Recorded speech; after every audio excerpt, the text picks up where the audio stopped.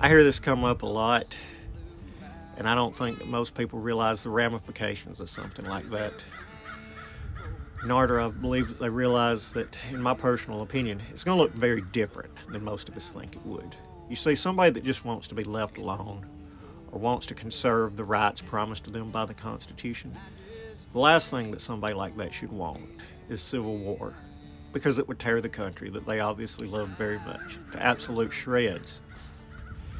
Instead, I believe that any sort of attempted overthrow would likely come from certain other factions that exist within this country, who we have seen incite chaos and burn cities in recent years.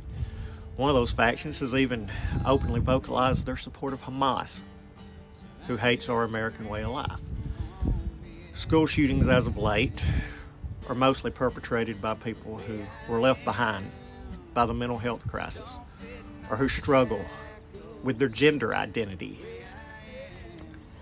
And these violent acts are justified by politicians on both sides of the aisle who are noticeably compromised and who make excuses for the people who carried out those acts because they'll sell out to any organization that helps them get votes and hold on to the power that they hold.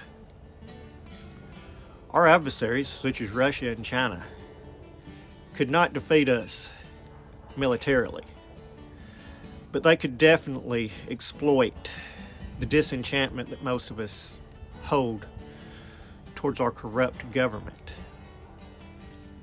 And once we defeat ourselves, they could move in with foreign intervention and gain a foothold of power. The battle lines in this country are not drawn north to south or east to west. We are not divided by race, religion, or politics. We are divided by what is right and constitutional and that which is immoral, and those who seek to impose their will upon us through mob rule.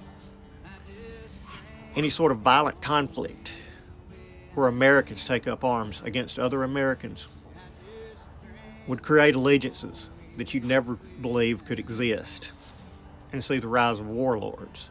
And I don't believe that we could survive that.